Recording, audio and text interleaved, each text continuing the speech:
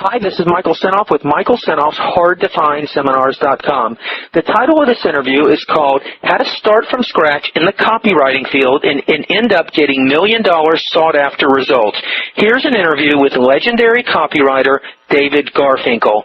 After reading the motivational book, Do What You Love and the Money Will Follow, David Garfinkel quit his job as a reporter and decided to pursue his dreams.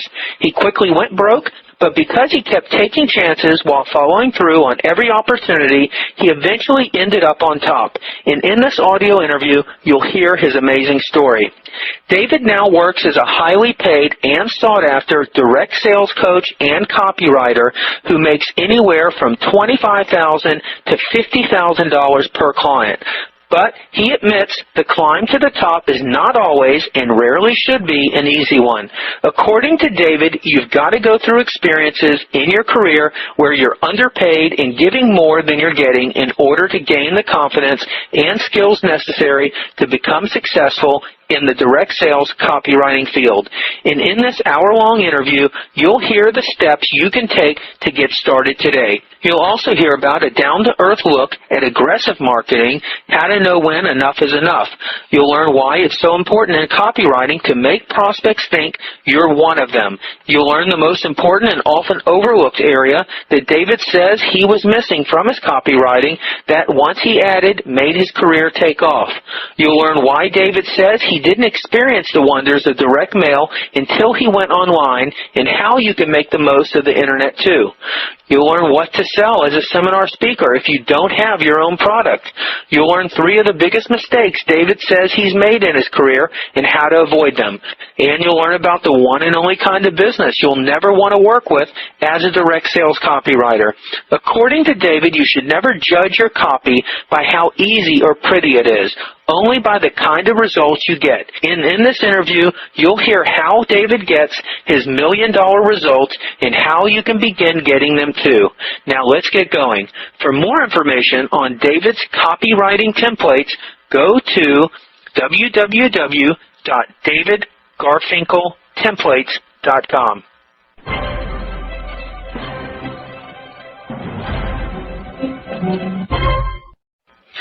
Before we get into this, you were telling me how you went broke, so I want you to tell me that story first. How is it that you went broke? I went to Chicago, and I was really good at writing about computers. By now it was the mid-'80s, and the San Francisco bureau chief job opened up. After 40 years, one person had been sitting on this job. San Francisco bureau, what is that? The bureau is like the field office for reporting, and so I'd been in the Chicago bureau. And I didn't really like living in Chicago that much. And it turned out there was a job opening in San Francisco, and that would be like the top reporting job in San Francisco for the news service. And so I applied for it, and I got it. And I thought, oh, well, now that I'm living in San Francisco instead of Chicago, life's going to be wonderful. And it turned out that life was exactly the same, because it was the job and it was the people I was working with that were making me feel the way I was feeling. Or maybe it was something inside of me, but it certainly wasn't the city I was living in. How were you feeling? Lousy. Terrible. I mean, I was smoking myself to death, drinking as much as I could to numb the pain. Were you doing the same thing in Chicago? Oh, yeah. Well, in Chicago, it's called antifreeze. But, yeah, pretty much. So, I heard of this book called Do What You Love and the Money Will Follow. And I thought, oh, I'm not loving what I'm doing. So call this magical thinking. I don't know. I said, I'm going to quit, and I'm going to do something else. I didn't even know what else I was going to do. I thought everyone had it better than I did. It was not a moment of clear-headed thinking in my life. So I quit and proceeded to go deeper and deeper into debt and, use up all my savings and run up all my credit cards. And I started a business in the early 90s where I was teaching people how to do public speaking, which is sort of odd because I didn't know myself. How old were you when you quit that job, the San Francisco bureau? 32. How long were you just kind of drifting around? I'd say 5-6 years. Okay, so you went through your savings and you're just screwing around. I was looking for something. Yeah, I was making an effort. I was doing whatever freelance writing or consulting or coaching or whatever I could pick up, but I just didn't have a lot of focus. Okay, so give me the scoop on Gary Halbert. How is it that you met him and ended up down at his seminar? I was in this business with another guy, and we were teaching people public speaking, and I got this newsletter. In those days, he was charging $200 a year for the newsletter, and in order to increase allow people to gift somebody else 6 months of it and gave them a coupon. And actually, my business partner got this newsletter, but, he wasn't a writer and I was, so he gave it to me, and I read it. This is the first I'd ever heard of it. Had this cover letter, so-and-so has gifted this to you, and then there was a newsletter. And I read it, and I read it over and over again. And I thought, I've never seen anything like this. I was floored. And the next one came, and the next one came. I said, I don't understand what he's doing, but whatever it is, I want to do it. When people come into direct marketing from being an outside salesperson, they get it. And a lot of people like Dan Kennedy and Yannick Silver and others, they realize, this is a way of getting prospects to call you, and it eliminates the need for cold calling, and it's much more efficient. I was looking at it more from the point of view of being a writer and thinking, wow, you can make a lot of money doing this. So that, I think, was when I first started to put it together. I could make a lot of money writing this way, and this is really cool what he's doing. This looks like a lot of fun. I had no idea how hard it was. It was very, very hard at first. So you got his pitch for the Hurricane Andrew seminar? Yeah, and that was an interesting pitch. There were sort of two sides to Gary, and I don't think many people have talked about. Everyone knows he's this copywriter and wild man, and maybe sort of on the edge. But I also feel like there was this very humanitarian, almost spiritual side to him, too. And maybe that was just part of his pitch. I don't know, but I always felt that. And the pitch for the Hurricane Andrew seminar was, come to this seminar. It's free. And all I ask is at the end of the seminar, you write a check to the Red Cross for whatever amount you think the seminar was worth. And, I didn't have two nickels to rub together. I don't know how I got there. I went there with a buddy. We roomed together, and he's a mailing list broker, so he was sort of in the business. I knew him from my mastermind group. How many people were there, do you remember? Packed? Yeah, it was packed. There were a few hundred people there, I think. It was in Key West. And that was definitely a turning point in my life in a very big way. I remember one of the things Gary made us do is go to this shop and buy these baseball hats with a gray ponytail attached to the back of it. He said, because if you wear this, you'll look like the locals, which was, preposterous, but a really important lesson. In any kind of direct response letter, the person needs to think, this guy's like me. He understands me. He's one of us. He's part of my tribe. He's part of my group. And, I got so much out of that letter. I remember sort of like a little snapshot in my mind that someone was talking, and I was writing as fast as I could, taking notes, and Carlton and Halbert looked over at me, and I think they were worried that I was going to have a heart attack or something. There was a look of genuine concern at how worked up I was getting. Did they say anything? No, but I talked to Carlton about that years later because, he and I are friends, and I've been his wingman at some seminars, and he's done some hot seat seminars. And he said, we were going to have to call the EMT or something. I really got excited. Writing was like something I did. There's a guy in Hollywood named Robert McKee, teaches screenwriters, and he says, writing is the hardest thing in the world, except for a writer, and then everything else is harder. That's sort of been, a story for me that every time I tried to get away from it, it would just keep bouncing back to me like a magnet. So I'd done it, but I was never really passionate about it. But copywriting, I got passionate about. I really liked it. Do you know how Gary Halbert died? I'm just curious. All I know is what I read, and that was that he died peacefully in his sleep in a hotel. That's all I know. So John Carlton was there, Ted Nicholas spoke there, David Deutsch. Was Joe Vitale there?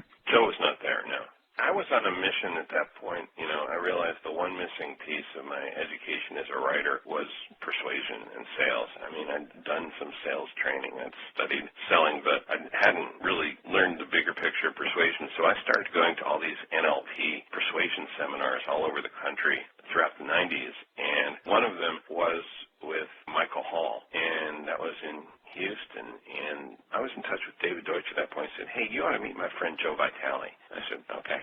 And so I did, and we really hit it off. We liked each other. I just talked to Joe earlier this week. They've been friends for a long time. In fact, he was interviewing me for his Hypnotic Gold series, but at the time we just met, and because of the connection we made, and then, 6 years later that I came out with my first copywriting course, Joe introduced me to Mark Joyner, who was just starting up Aesop Publishing at the time. And he said, send this to Mark. He would actually digitize, this is a cassette and workbook thing. It's late 90s, right? Early 2000. He said, he'll put this online. He'll sell it. So I sent it to Mark, and I remember getting this email from him. He said, David, I'm only half an hour into this, and I know that I want to do this.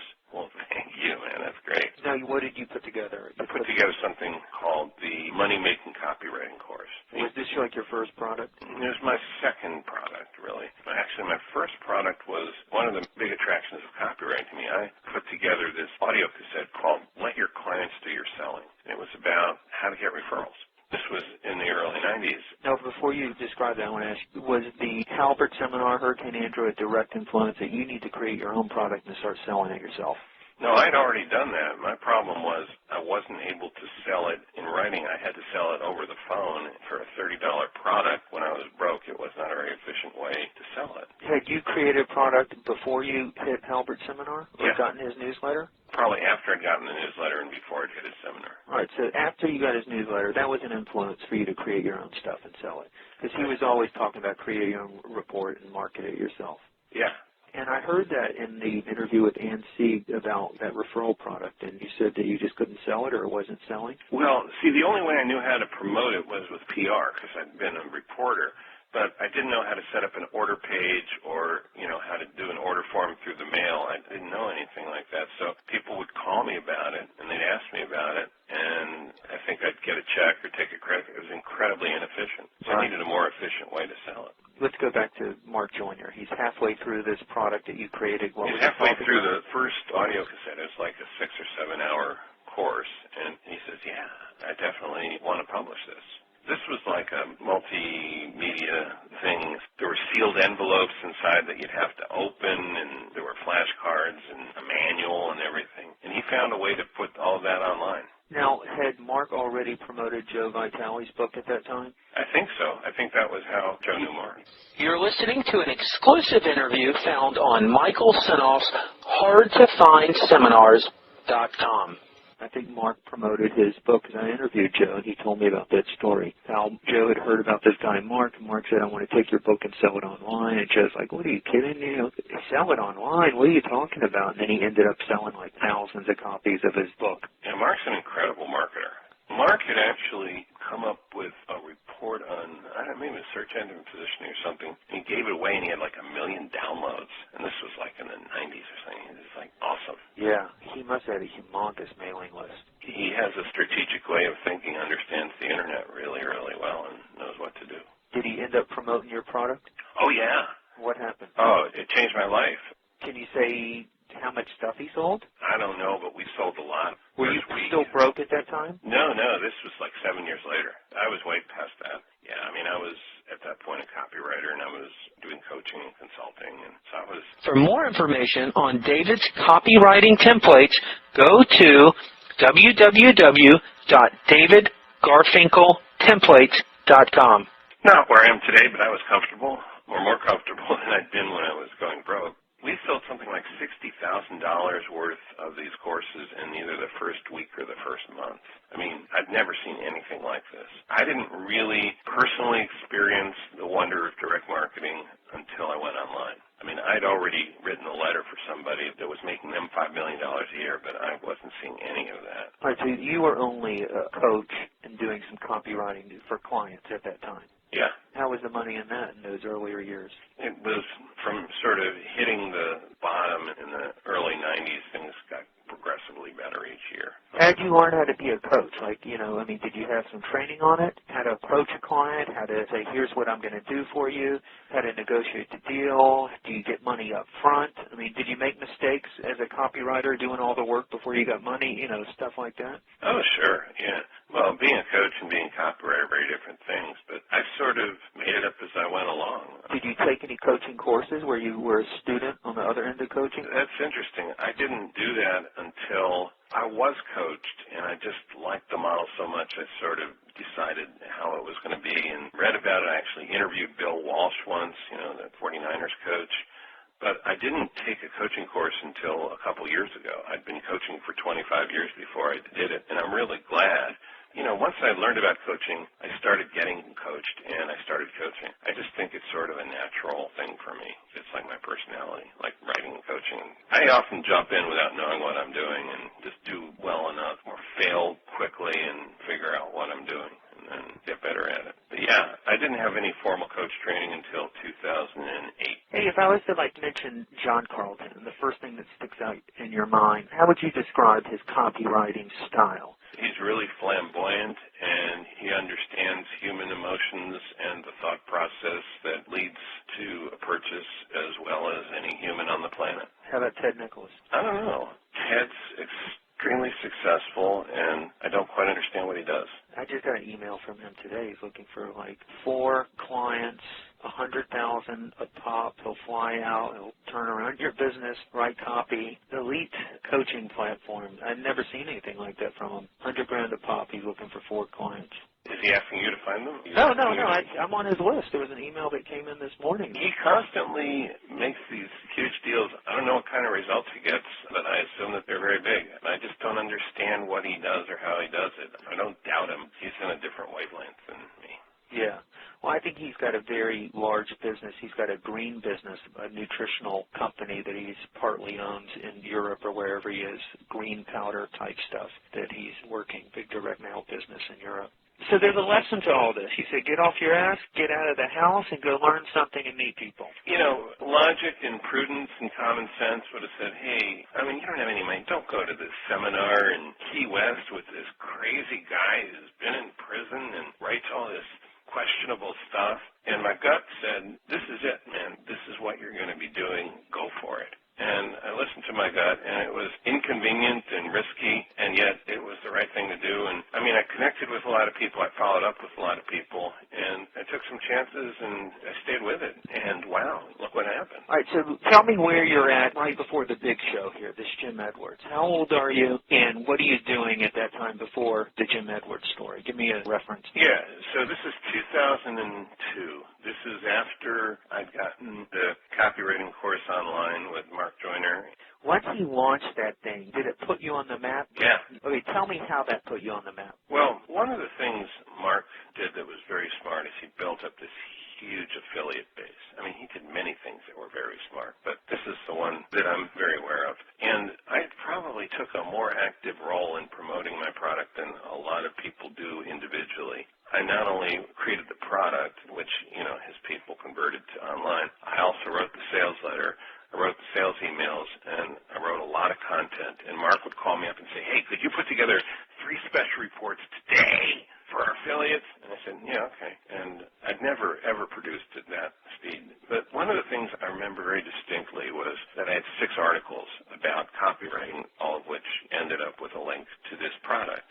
And he sent them out to thousands and thousands of affiliates. Many of them posted them on their websites. Was your name all over them? Well, they were by me. There were 6 Secrets of Copywriting by David Garfinkel, 1, 2, 3, 4, 5, 6. Well, this was long before Google was sandboxing people or not listing duplicate articles. Recently, in the last 10 years, things have changed a lot with Google. But at the time, each one turned out to be a separate page because it had my name on it. And at one point, you would type in my name and it'd be 500,000 search results. There are other David Garfinkels in the world. There's doctors and professors, and I'm sure there's some garbage men and postmen and truck drivers and everything else. But the ones who show up on the web, there are other ones, but 99% of the David Garfinkels were me. And that was because of all of the content and copy I'd churned out and the way Mark had distributed it and motivated his affiliates. I used to have a one-liner that I'm famous on the internet, but the great thing is I can go to any restaurant in the country. And no one will know you. No one, except the internet cafes, and they're all over me, man. People know me at conferences, like at internet marketing conferences, but anywhere else I was just another person. Do you like that? Yeah, I did some work for a celebrity once. I'm not allowed to say who it was, but he's instantly known. And I talked to his manager, and he said he always has to smile because of his persona. He always has to smile in the airport. It'd be nice these people are being jerks to him. And when he starts to complain, I say, hey, do you like being seated quickly at restaurants? Do you like the free upgrades at the hotels? That's not a life for me. Who was Jim Edwards at the time? What's the big show? Well, Jim Edwards, my trials and tribulations looked sort of minor by comparison. He'd gone from this high-flying realtor and financial guy to bankrupt. I never went technically bankrupt. He did, and he had like a best-selling ebook, at the time that he went bankrupt, and he was humiliated by the bankruptcy judge. He said, well, you're some expert you are. I mean, imagine that. And they ended up living in a trailer park and delivering newspapers in the middle of the night. So he went from very quickly, very dramatically. He was also having huge health problems. He was having a heart attack at the age of 30. I mean, he's a real stressed guy, but he and Joe had written an ebook together, he and Joe Vitale. And Joe and I were doing this interview series of experts that, were sort of on the fringe, on the edge, people who knew stuff but weren't well known in the public. And we had this subscription thing called Forbidden Secrets University. It was like, all kinds of odd business stuff and some spiritual stuff. How'd it go? Did y'all sell some of them? It went well. We sold a bunch of them. And one of the people on one of the calls was Joe. I guess Joe had invited him on because he was a partner and co-author. And after one of the calls, Jim called me and said, we got to do an ebook together. I said, what's an ebook? And he explained. And so we did. We did an ebook about marketing ebooks, which actually was really good and still is really, really good, although it's based on some outdated now. Not all the marketing techniques will work quite the way they did back when we did it. But you had kind of known what an ebook was from the Mark Joyner situation. Well, kind of, but my thing wasn't an ebook. I mean, mine was a multimedia program. He took all the tapes, and the thing about it was people could get this audio course online. That was very unique back then. Oh, yeah. It was definitely the first one for copywriting, and it was pretty unusual for anything else, too. I mean, we didn't even have MP3s. We used real audio. You remember that? Yeah. So with Jim, he asked me to do a product, and that further got my name out there. And Jim also, he was a master of affiliate marketing. I mean, after he'd gone through all that hell, he came back with a vengeance, and he did real well. It took him a few years, but he really came to become a big name. And so we did a lot of the same kind of thing that I did with Mark, with Jim. We did a lot of articles, and we had a newsletter, and we do affiliate offers for other stuff. And I tend to be a homebody. I don't really like to go anywhere. And he said, no, David, you got to go out there and meet people. And Armin Morton was just starting up his big seminars at the time. If I listened to Jim, I realized he knew what he was talking about. So I went to a big seminar in, I guess it was 2004. Armin was here in San Francisco. And I made a lot of connections there. I met Mike Stewart, and we became buddies. I learned a lot about audio and video from him. And I remember just hanging out with Armin. I was a smoker at the time, and Armin, I guess he's still a smoker. I haven't seen him in a year or two, but is out there in the patio smoking. I said, hey, I'd like to speak at your seminar about copywriting. And he goes, okay. Was this his first one? Oh, no. This was like his third or his fourth one. Okay, yeah. And he said, okay. I said, but Armin, I got a problem. He said, what do you mean? I said, well, I don't really have a product to sell. And he said, oh, that's no problem. I said, what do you mean? He said, well, what you do is you just sell a teleseminar series that you're going to do. And I went, oh, that's an interesting idea. Okay. For more exclusive interviews on business, marketing, advertising, and copywriting, go to Michael Senoff's hardtofindseminars.com. Let me just stop you for a second because I thought back to Mark Joyner. So that whole product Mark Joyner put together, did he own the rights to it, or could you not use that? Well, he didn't own the rights to it, and I couldn't use it because it was dated. It was dated already. Yeah. I mean, this is 5 years later. Things had changed. There was a lot more going on the Internet, and I knew a lot more. And I realized my teaching approach was not what I wanted to, I wanted to update things, so. All right, so that was a great idea. He says you sell an upcoming teleseminar, and you're like, yeah, that'll work. Yeah, so what I figured out is people didn't really want to learn copywriting. They wanted it done for them. Well, I don't believe it's possible to totally give people it done for them. What I did realize was possible was to make it a lot easier. And so I came up with a program where each portion of a sales letter, there'd be templates. It'd either be fill in the blanks or it would be step-by-step guidelines on how to put a certain story together or what are the elements of a guarantee or what are the elements of an offer. And I gave a talk. It was a terrible time slot. It was like 8 a.m. Sunday morning that Armin gave me, but we got a lot of people in the room, and I must have sold a few hundred of them. Like when you sold it from the stage, did he have support people there to take the money? Oh, yeah.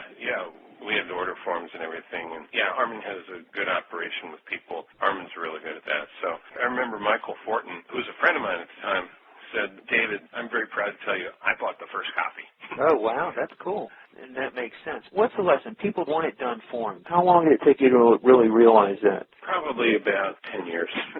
I was so annoyed at how difficult it had been for me to learn copywriting that I was less concerned about the fact that people didn't really want to learn it and more concerned about how hard it was for those who did want to learn it. So I was determined to make it as easy as possible, and I think I've pretty much done that. I mean, I think I've come up with methods that take it about as far as you can. I did spend a couple years with a couple of good friends, including someone who knows a lot about programming and automation, to try and take my copywriting templates and automate them, put them into software, and we couldn't figure out how to do it. And I'm not saying it couldn't be done. I'm saying we couldn't figure out how to do it. So I feel like I've taken that as far as possible. Yannick may have invented the ultimate way to the done for you with his instant sales letters, I guess it was called. You went 8 times. You got more clients hanging out in the bar in the smoking area than you ever did as a speaker. During those years, where was most of your money coming from? Was it with clients doing their copywriting for them? Yeah, I was doing a lot of work with clients,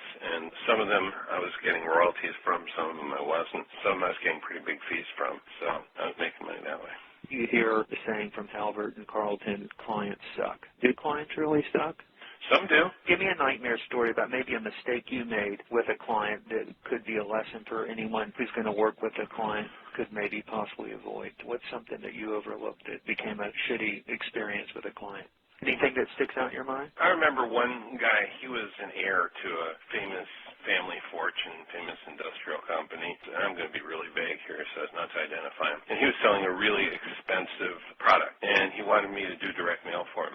And every time I got somewhere, his vice president of market, he was the one who hired me, but I always had to go through her, and she never had any say in hiring me, and she was determined to make sure that whatever I came up with didn't work. Had you gotten any money up front with this? Oh, yeah, I got paid for it. I wasn't getting paid just on results, but it was very frustrating, and she was constantly sabotaging me. One of the things I learned is you've got to have clients where you're dealing with a decision maker, not a committee, especially with direct marketing. The other time was when I worked for a Fortune 500 corporation, and they wanted to do some direct marketing, and they never mailed the letter. In fact, you just interviewed Ben Gay. I was whining to Ben about this whole thing. It was so frustrating. At one point, we had to get clearances for testimonials from their legal department, and there was this rush to get them the testimonials, so I got all the testimonials, and they were in San Francisco. I couriered them over to the building, and I got an email from my client's assistant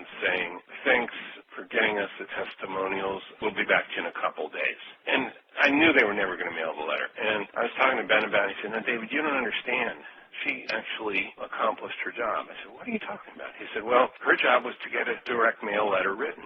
She did that. Her job was not to get a direct mail letter mailed. And I went, oh, man, I don't want to go through this again. He said, well, then you probably shouldn't work for a large corporation.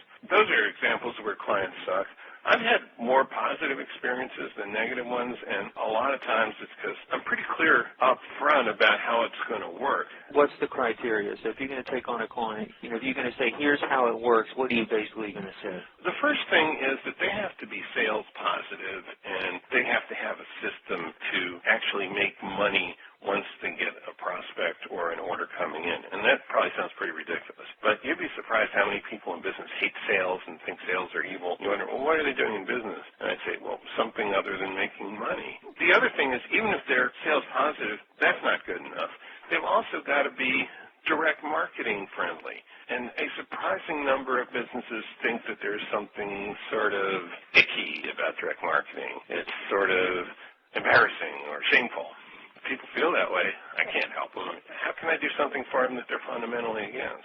And if they feel that way, there's a good chance they're not going to mail your piece. Or they'll find some other way to screw it up and then blame you for it. When you're taking on clients now, or maybe even during those days at that time, was a big incentive on maybe a royalty or percentage on what sold, where it was critical that they actually mailed your work? Oh, yeah. That's how I work now. I'll charge $25,000 to $50,000 for a letter plus 5 to 10%, depending on the margin of what they're selling and how much of a role what I'm doing is going to play in securing the sale. Is it 5 to 10% of a percentage of gross sales or per piece mailed?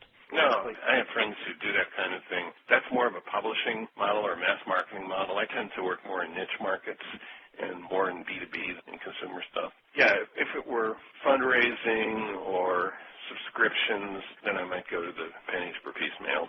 Have you charged $50,000 for a sales promotion? Mm-hmm. $50,000. Mm-hmm.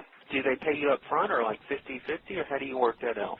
Yeah, sometimes they pay me up front. These days, I was talking to a friend, I said even Donald Trump probably couldn't pay you up front. So sometimes there's payments, but, you know, when somebody makes $1 million or a couple million off a promotion, $50,000 is a reasonable base fee. Like a $50,000 client, how much time involvement are you going to block off for yourself to work with that client? I know it depends, but can there be some examples where you can obviously look at their direct mail piece? Are you going against controls? No, I mean, usually not. Usually I'm helping them in a startup situation for a new product. Writing doesn't usually take that long. Writing might take 2 or 3 days. The research and the thinking can take weeks or months. Well, what do you tell them when they say how long will it take? We sort of set a deadline, and anyone who needs something in a hurry, I send them somewhere else. Because, you know, I can write fast, but I can't write fast and make it work most of the time. See, one of the biggest issues is getting into the mindset of the customer. You know, in terms of time, let me give you an example of something that took a lot of time. I worked with Ann Sieg and her folks on a sales letter. The MLM people? Yeah. Well, what they do is they teach direct marketing to MLM people, and they teach social networking. And she's also involved in MLMs directly, but I didn't work with them on that. I worked with them on their educational arm. And so they actually did a sales letter for a membership site, which I coached them on, and then I wrote a sales letter for an upsell. The upsell sold about $1 million in 2 days. There was no hard cost. There was a lot of labor that went into it. It was a mentoring program. Network marketers, as a rule, are very different than direct marketers or internet marketers or internet entrepreneurs in what I learned from her about her marketplace, and that is that, well, first of all, internet marketers and direct marketers are often very introverted and very, I don't want an organization, it's me and my outsourced contractors. That's the mindset of a lot of direct marketers. They don't have a company, an organization with a lot of staff. Network marketers are very social people. They love to talk to other people. Very extroverted, very community-oriented. Very, I want to be part of this thing, very cause-oriented. And for a lot of network marketers, the ability to connect with other people and be part of something important is even more important than making money. For an internet marketer, direct marketer, making money is much more important than the social aspect. This sounds all real simple and easy now. It wasn't. You know, they told me that, but I didn't believe them because I'd never experienced anything like that, and I didn't see how you could possibly sell anything on that basis. And I had to interview a lot of people and think about a lot. And it's a very slow, creative, and digestion and sifting process, figuring out what does your prospect really look like, smell like, think like, what's on their mind when they wake up, how they go through their day. You know, Brian Keith Boyle talks about that. Actually doing that in a market that you're not familiar with, that can take time. Now, of course, if it's a market I'm familiar with, I can do things a lot more quickly. You're listening to an interview on Michael Senoff's HardToFindSeminars.com. Yeah, that makes sense. So how do you go about doing that research? You said you interviewed a lot of people. What's your method for taking out that research and creating the avatar? I interview them on a conference line. I have a set of questions. I'll go deep. I'll ask questions. I'll ask them for examples. I'll listen for the assumptions and the beliefs and the feelings underneath their answers. I'll have it transcribed, and I'll just ruminate on it for a while. And, you know, you talk to enough people, and you start to get a composite picture. That makes sense. Tell me the story about when you were at Ted Huber's seminar and you went up against some Australian copywriter where y'all did a split test. What's that all about? Ted was doing this internet marketing seminar, and one of the things he wanted to do during the seminar was prove that internet marketing worked. So he had this idea that we would sell, I guess it was the videos or transcripts or something of the seminar to people on his mailing list during the course of the seminar. So people at the seminar could see that these things really worked. So he had the sales letter written. The copy was already written, but he wanted a headline. So there was this guy in the audience. I won't mention his name. He's an Australian copywriter. There's many Australian copywriters, many good ones. And this guy came up with one, and it just sounded a little hokey to me. So I said, well, actually, I've got another one. Stuck my hand up and came up with a better one. Do you remember what yours was? Nope. I just remember it was better. And we split tested it, and sure enough, at the end of the seminar, I got twice the response and twice the sales of the other guy. Okay, so what happened later? Well, later, I was speaking at an event in San Francisco where this Australian copywriter was one of the sponsors of the event. And it was sort of hot in the room until I got in his presence, and I felt like I was in front of this polar ice cap. You weren't thinking anything of it, were you? I could see it in his eyes. That he was kind of pissed? Yeah. He had a long memory. Oh, I see. And how many years later was that? 6 years later, maybe. You know, people carry grudges, and it didn't occur to me. I mean, I was so focused on the result, and I suppose I was focused on being the smartest guy in the room, that it never occurred to me to come back to bite me in the ass. Okay, so you were going to speak at that seminar? Yeah, and it was awful. Just everything went wrong. I didn't sell anything. Did he sabotage you? I couldn't say that. Or was it more in your head? Well, you know, when you're about to speak, you really want to go into a bubble. You want to go into a cocoon. You don't want to be in the midst of a lot of emotional darts and daggers. And he was making sure that I was in the middle of that. Was he sabotaging me? I don't know. That's possible. All right, what's the lesson? The lesson is sometimes it doesn't pay to be the smartest guy in the room. Matt Fury. First, give me your impression of Matt Fury as a copywriter. He's awesome. I don't think it's possible for anyone else to duplicate him, and I think a lot of it's because he's Irish and he has this storytelling tradition in his heritage, and that may sound racist, but I don't care. I revere the Irish storytellers, and I think that Matt is from a long line of storytellers. Did you ever go through or get a hold of his email copywriting course? He's done a couple. I've heard that he's done that, yeah. I don't know too much about that, but okay, I know that he got a lot of money for that. Yeah, so Harlan Tilstein and Henrik Cleveland were doing this unconscious persuasion seminar. I don't remember what year exactly. Oh, it's probably about 2003, 2004. I attended as Harlan's guest, and I met Matt, and he starts shaking hands with me, and the hand starts going higher and lower. And I've had this stunt pulled on me by a martial arts person where they sort of get you, and then all of a sudden you find yourself on the ground in a half Nelson or something. When he was shaking your hand, it was going up your arm? It was going like into a wider and wider arc.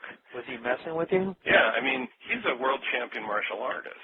So at one point I looked at him and I said, "What am I doing?" And he laughed because, you know, he was busted. And we became friends right there, and he invited me to speak at his seminar in Tampa a few months later, or maybe the following month or something. I don't remember.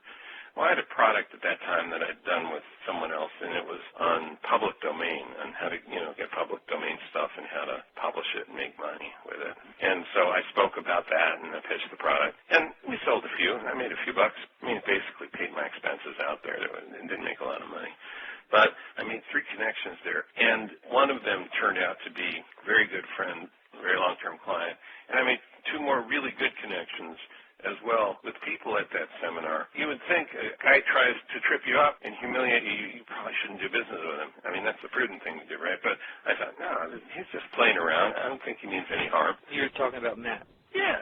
And it was a really valuable experience to go to that seminar, to see what he was doing, and to speak there. And I made some great connections. Now, Matt and I are no longer in touch, but no bad blood. It's just move on. I guess the thing is, it's really important, and I see a lot of people who don't follow up on opportunities that could turn into something because there's no guarantee or there's no certainty of where it's going to go. I don't know. Life's uncertain. You really don't know what's going to happen anyway. What do they say? To win the lottery, you got to buy a ticket. Well, I don't play lottery very much. I like better odds than that. But these were better odds, but it was an unknown. I mean, I guess the lesson is follow through on opportunities because you never know where they lead to, but I knew where I wanted to go, and they helped me get there. So you're making okay bucks, but you're not at the big bucks yet? Well, it wasn't like in a movie where one day all of a sudden the money starts pouring. It wasn't like in Think and Grow Rich where all of a sudden this dam breaks. But, you know, at a certain point, I started to command a bigger fee. I'd made people millions of dollars, and I started to have the confidence and the track record to charge more money. And I started to make bigger money for my clients. You had the confidence to charge more money because you had done it. Is that sometimes in people's head the only difference between charging very little, you know, compared to charging a lot, just that confidence level? That's a great question. I'm going to sort of circle around to answer your question. There are a lot of people saying that there's a generation of people who has more self-esteem than actual skills. And I think it's possible to have, I'll make up a phrase here, premature confidence. I think you got to earn it. And to some degree, the old saw about paying your dues is true. And I also think you got to get underpaid, and you got to go through some experiences where you're giving more than you're getting before you get your due. Yeah. And I think there's some people who don't. It's neither good for them nor for their clients because they walk in with a little bit of the imposter syndrome. You know the imposter syndrome. I'm afraid I'm going to get caught. I'm afraid I'm going to get exposed. So I wrote a sales letter that made a company about $40 million, and I charged $300 for it with no royalties. Can you talk about what that product was? Oh, yeah. I can describe that in great detail. All right. How did you get the client? My girlfriend referred them to me, and they were a travel company in Phoenix. Multi-level? No. They were a business-to-business travel company. They used to move movie crews around the country and, summer stock theater. So your girlfriend gave you a name of the boss? Yeah. You called him? Yeah. And then went in and met with him? Well, no, I never met him. Okay. It was all over the phone. But what happened was they had a problem, and that was they were great at getting business by referral, but they had no idea how to market. And they had gone to some fancy schmancy ad agency who had made them this very slick-coated, beautiful brochure. It was so nice it probably could have hung as an exhibit in the Museum of Modern Art in New York. And they knew actually to the third significant figure what the response rate was when they mailed it, because it was always the same, 0.000. They couldn't understand it. Well, they didn't expect it would work. They just wanted to find something that would. All they knew is they were hogtied, hamstrung. They couldn't get new business, so I put together a 2-page direct mail letter, and it was, using Albert's white mail approach with a postage stamp and just the return address without the business name on the front. And we got mailing list. I don't think you can get these anymore because the DMVs won't let you, but at the time they were Lexuses and Jaguars.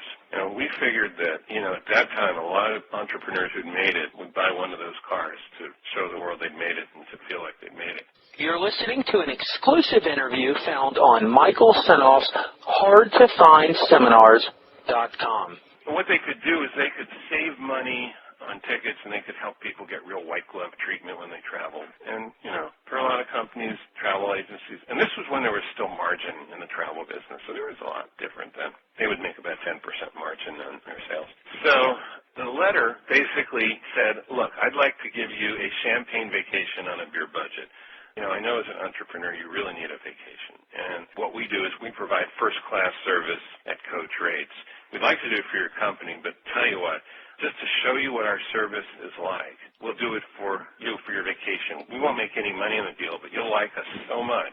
This is not word for word. This is the essence of the letter. Yeah, I guess. Okay. And you'll like us so much that you'll want to bring us into your company to work for you. And we've worked for all these other companies just like yours, and we love working with entrepreneurs. And I said, so if you would just allow us to have a 30-minute meeting with you, we'll give you a box of Godiva chocolates just for your time. Do you remember how many mailed the first time? They mailed 25 letters at a time. They had to stop mailing. They couldn't keep up with the appointment. Not only that, but once summer came around, you know how hot it gets in Phoenix in the summer? They would have had to carry the Godivas around in dry ice. So it was a good winter strategy, but it wasn't a year-round strategy. But they got so much business that they added $5 million a year to their top line. They didn't want any more business. They were full. Do you still have that letter, like in your archives? Do you save it? Yeah, I do. Have you ever put together a swipe file of all your work? No, I consider my work private for my clients. I do a lot of B2B stuff, and a lot of my clients don't want their competitors to see what they're doing. So well, we're talking about the big bucks. Yeah, so I'm not going to talk about my fees with Ann, but we've made a lot of money together. I made them a lot of money. And I think it was because I've joined a number of multi-levels. I love products from multi-levels. I'm not a multi-level marketer type. I'm not real social, and I don't like all of the organization and stuff. But we connected really well. We've become good friends, and we just met. She was out here to speak at a conference of multi-level. She and Candace, her customer service woman. And so we got together and spent a lot of time together. Good friends, but that turned into one of the most profitable client relationships I've ever had. I have heard of her. The only way I have heard of her is there's this place on my site where people can get a free CD, and then I ask them how they heard about me, and I look at the responses, and it was Ann Siege, or I'd look in my seat panel and see where some of my referrals were coming, and she's been referring people over to my site for a long time. I've never talked to her, but when you said you had done stuff with her, I don't know if you talked to her. Why don't you interview her? She's a great person to interview. Has she made it big in MLM? She's broken companies. And when I say broken companies, let me be real clear what I mean. She has gotten so many orders for companies they haven't been able to keep up. She is like a productivity machine. She's awesome. Through her marketing ability, and she's figured it out all through common sense. Is she mainly MLM? She's sort of two tracks. She works with MLMs in women's leadership and women's success, and she's also really into this whole attraction marketing thing, softer version of direct marketing, social networking, info marketing. But she's also quite an expert on pay-per-click. She's done that. She's amazing. I'll be glad to introduce you. Okay, I appreciate that. All right, tell me about Big Mike. Big Mike just called me up one day. And he said, hey, I heard you mentor copywriters, and I'd like to find out what you do and how it works. That's sort of how it talks. And I said, sure. And I told him. So what do you tell him? If someone calls you today and says, hey, I hear you mentor copywriters, and I'd like to know what you do and how it works. The nickel version is I say I don't really like to work with absolute beginners. I like to work with people who have some experience. And there are about 3 or 4 simultaneous tracks going on. One track is I have a structured series of things that I insist that you do, and I ask you to do them exactly the way I tell you to do them. The second thing is I do what is called developmental coaching. It's a little more free-form. I'm going to work on opportunities for inner growth with you. It is where insights and breakthroughs occur, and, it's not structured. The third thing I'll do is I'll work on your copywriting through actual things you're writing. We'll go over them, critique them. I'll ask you questions. I'll invite you to think differently. And the fourth thing I'll do is we'll be business coaching. We'll be helping you to strategize your own business, whether you're a copywriter or a business owner, and to think differently to help you get more of what you want. Okay, so let's talk about Big Mike. I think you heard about me from Perry Marshall or somebody, the thing about Big Mike is he is like my ideal client or my ideal student, my ideal coaching client, because he studied everything and he just went at it pedal to the metal. No regrets, no hesitations. There was no ready or aim. There was just fire. But they worked really, really hard. He became a world-class copywriter.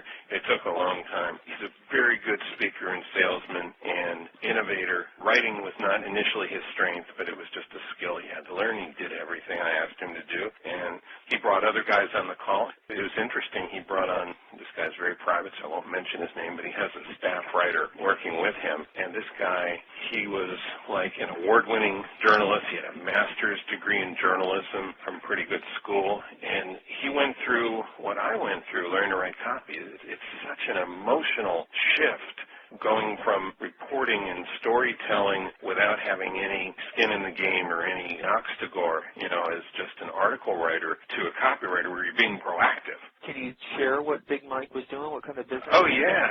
His company is called Advanced Nutrients, and they make hydroponics fertilizers and all kinds of hydroponics chemicals, and they hire PhD horticultural chemists. I'm not sure that's exactly what you call it, but the plant scientists in terms of the plant biology and the growing, fertilization and everything. And they're based up in Vancouver in Canada, but they're worldwide. They have sales in 23 different countries and plants in 3 other countries and operations in 3 other countries besides Canada. So this is a chemical manufacturing business, very non-direct response oriented. And the thing about Mike is he was determined to use every technique and every aspect of what he learned from me in his business.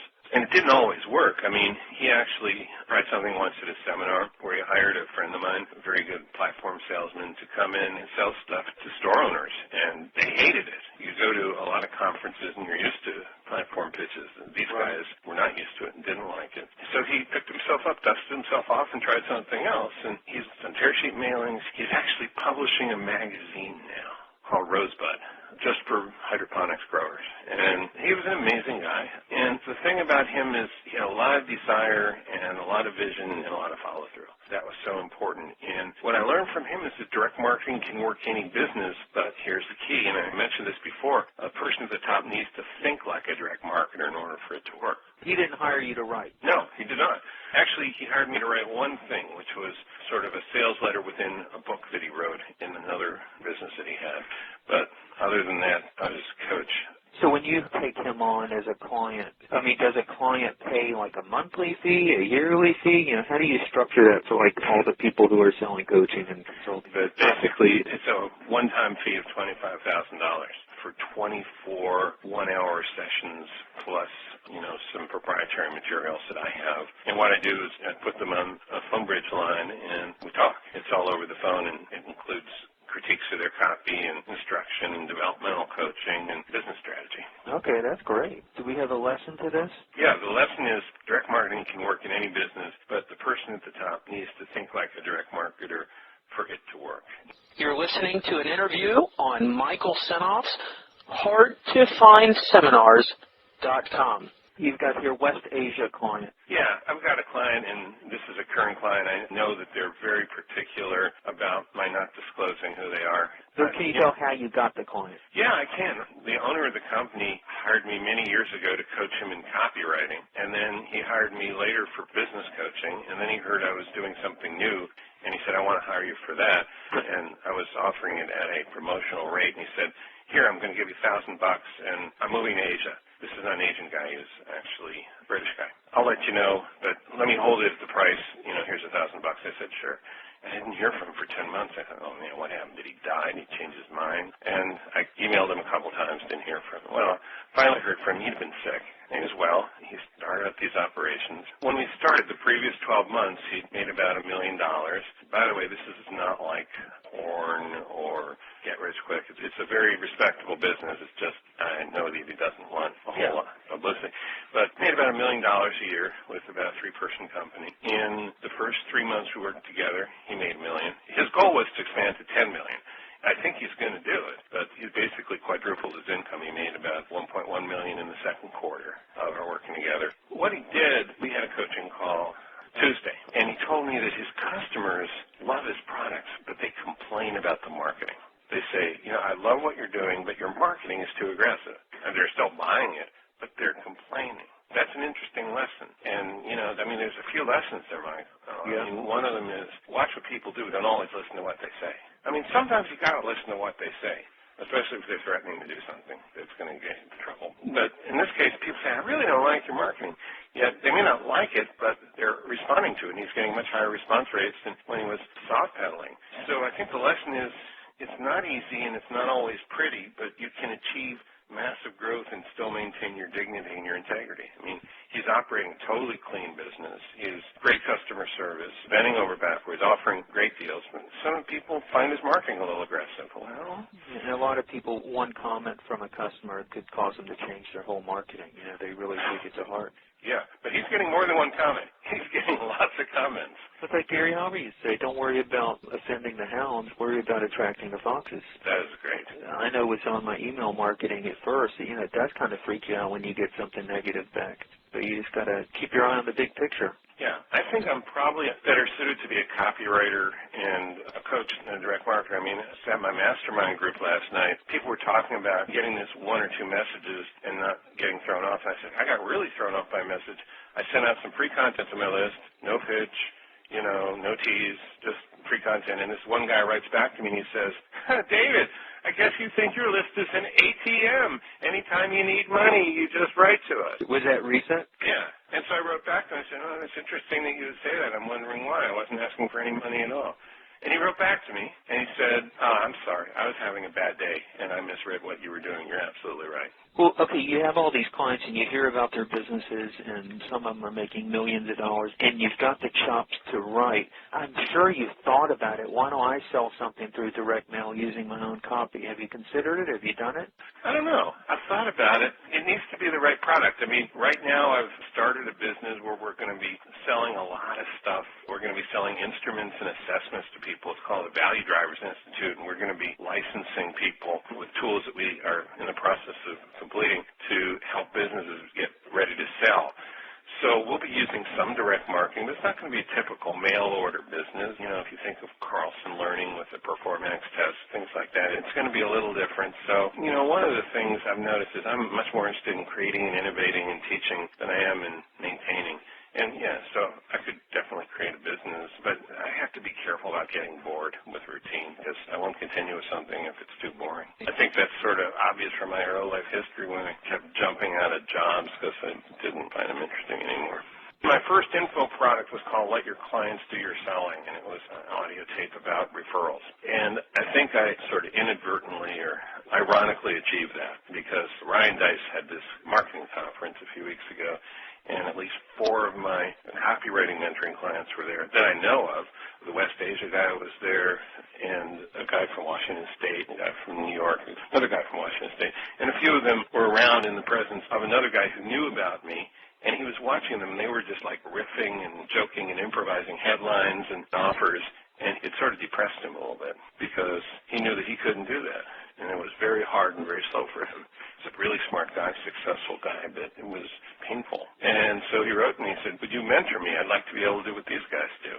So we talked on the phone for over an hour, and I said, look, if you're going to want to get to that point, and he had some very specific things that he wasn't willing to do and things that he was, I said, okay, well, it's going to be a lot of hard work, but I can get to the point where you can do it a lot faster and a lot easier. And so he hired me, for $25,000. So I'd love to say, well, that happens to me every day, happens to me every week. It doesn't. But your previous clients kind of referred him over in a way. Yeah, and I hadn't even asked them for referrals, and they didn't even realize they were doing it. One of the things that Bill Walsh, the 49ers coach, told me when I interviewed him, I asked him, hey, Bill, how do you know when you're being successful as a coach? And he said, well, one thing I can tell is when the players are saying the same thing to each other in the field that I said to them in the locker room, I know I'm getting through it all. And I've had clients tell me, including some of these guys, I can turn on the Garfinkel voice in my head. And I thought, wow, that's pretty cool. If anyone's listening to this and they really want a way to shortcut the copywriting process, I would definitely consider having a look at David's templates. And for more information on this, you can go to www.davidgarfinkeltemplates.com. That's www.davidgarfinkeltemplates. And Garfinkel is spelled Garfinkel. DavidGarfinkelTemplates.com. For more interviews like this, go to hardtofindseminars.com. That's the end of our interview with David Garfinkel, and I hope you've enjoyed it. For more information on David's copywriting templates, go to www.davidgarfinkeltemplates.com.